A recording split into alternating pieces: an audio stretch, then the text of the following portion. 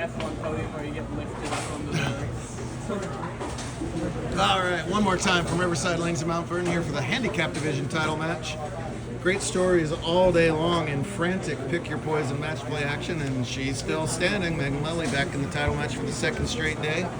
She was a non-winner. What would be about 22 hours ago? Looking a chance to sweep the weekend here. She's getting 2 pins against Dayton Nicholson, who's also looking to win his first career singles title. He does have a doubles title to his credit with Spencer, right? This is the winning doubles team, right? Yes. Yeah. There they are. 8 years later. They're having a coaching session right now. He cheated on me last year. 19. Sorry, Mason with the stat department would like to correct me that it was 19 hours ago, in fact. But who's counting? This is your big moment on camera. Anything else you want to say, Mr. Finalist? Nah. You're all good? Yep. All right, Addie, I'll I'm a give you a very moment. quiet You're all good? individual. All right. Yeah, very quiet, yeah. Very shy and reserved.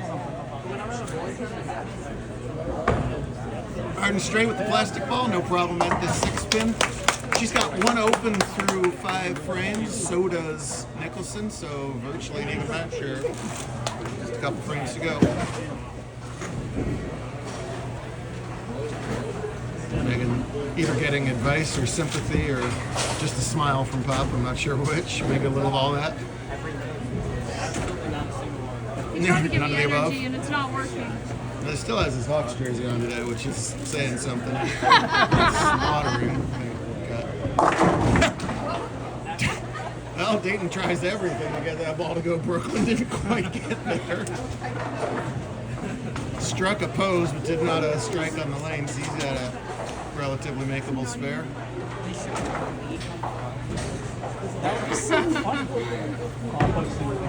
Hang on, ball. Oh, yeah. I didn't realize how little that ball.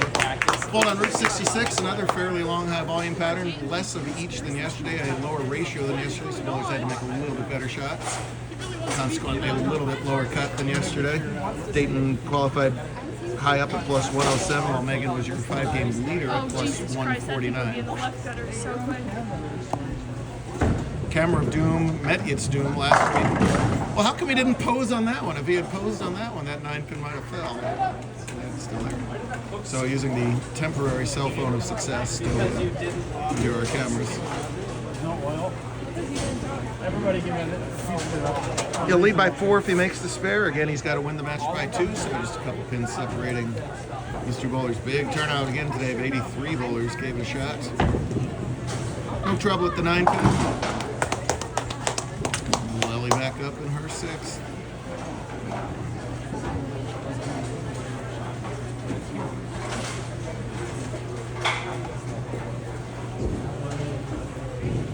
Tour rolls on to Tucson next week, and we go somewhere else. Then Albuquerque, then Los Angeles. That's the way of it, right? It's a little left. Well, they're each trying the Brooklyn in their last 3 shots. Megan's the only one to get it to carry. She'll maintain the 4-pin lead with that Brooklyn strike. I had to take the Brooklyn unit.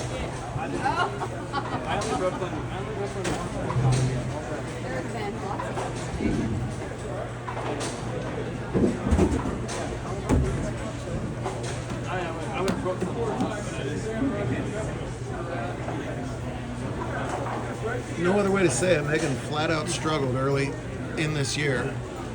Put in the hard work to recover out of it, and here she is with the winner yesterday. Oh my God. Going for 2 in a row today. Ugly little 8-10. Again, we have that long pattern, so if you miss left into that oil slick, the ball doesn't pick up or roll quickly enough. Even today's high-powered reactive balls will sometimes leave that nasty little 8-10 there. Likely open frame, an opportunity coming up here for Nicholson in the 7th.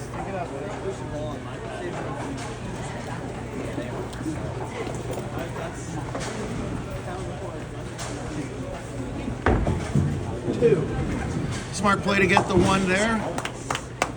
Gives her 103 through 7, Megan's scoreboard. 113 through 7, I should say. So you see Dayton sitting now on that potential 8-pin lead.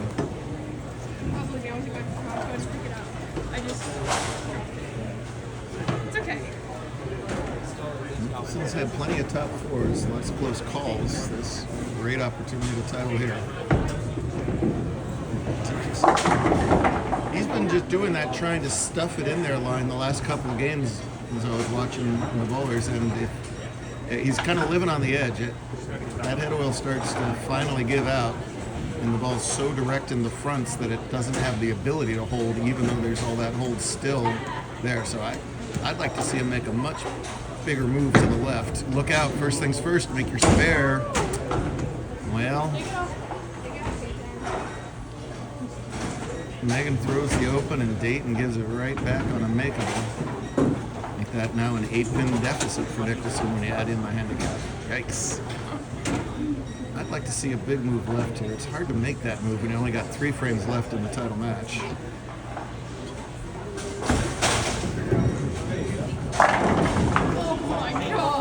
Well,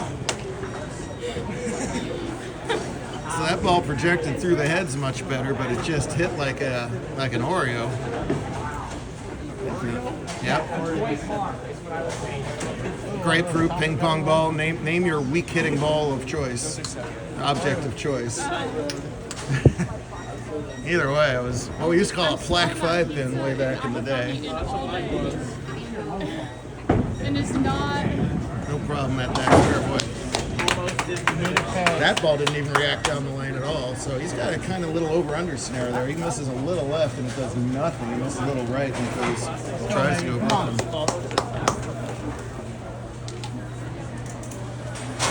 Megan is technically you place UP somewhere there. Close. No! Boy, as we reach the very tail end here, it's just falling apart. As we're just trying to dig out a mark to see who can win this match.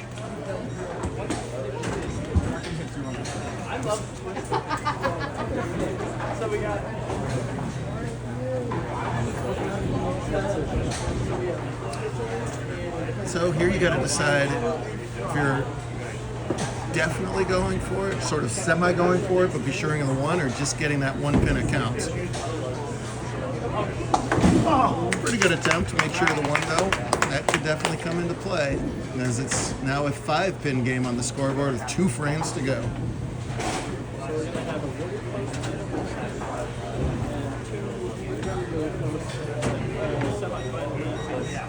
Shrewd analysis. All about math skills. Very down analysis. Megan is getting 2. Dayton has to win by 2 to tie, 3 to win. Will it wheel? It will. Oh man, was that a good shot. Excellent ball. Just finished a hair late for that 10-pin. She gives it a little bit of stink eye on the approach, and she needs to cover it up. We start every single tournament with make your spares. We've had not enough of them in the back half of this game. Trying to avoid a 3rd open in a row. Takes plenty of time, keeps her pre-shot routine together. This well-disciplined form.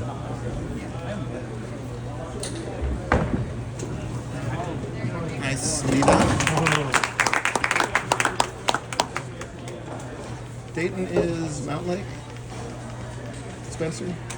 Dayton is technically Mountain I Lake. would stand right there. Gotta leave him hanging, man. 5-pin lead on the scoreboard, giving 2 of them back. Spare working at 9th frame. There, finally gets the right combination. For such a high rev rate bowler, he's covering very few boards. Gets a little bit more advice from doubles partner. Trust me, Spencer is there. There's just a very bright spot between here and there. Oh my god! What? I heard my name. Talking about the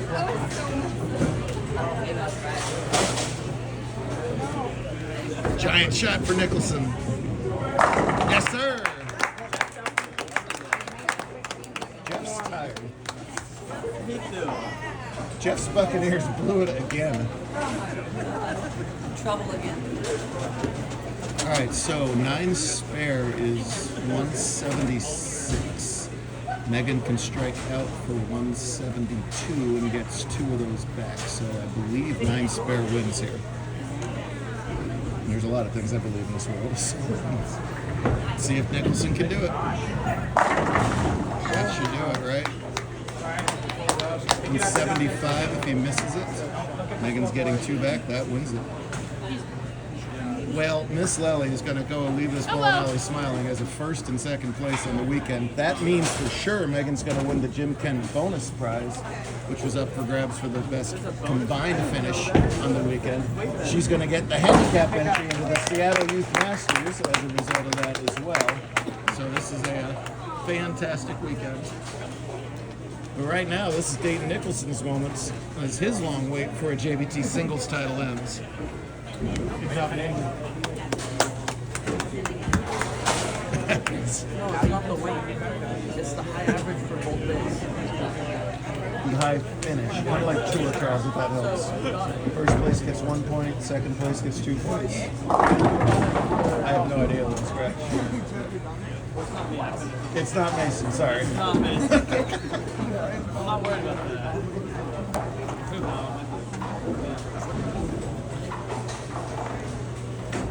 Alright, pick it up.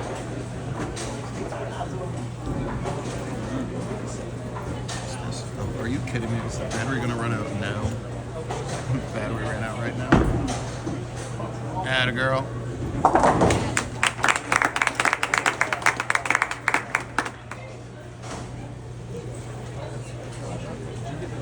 First and second for Megan, a first title for Dayton. Great stuff here all weekend in Riverside. We'll do it all again next week in Tucson.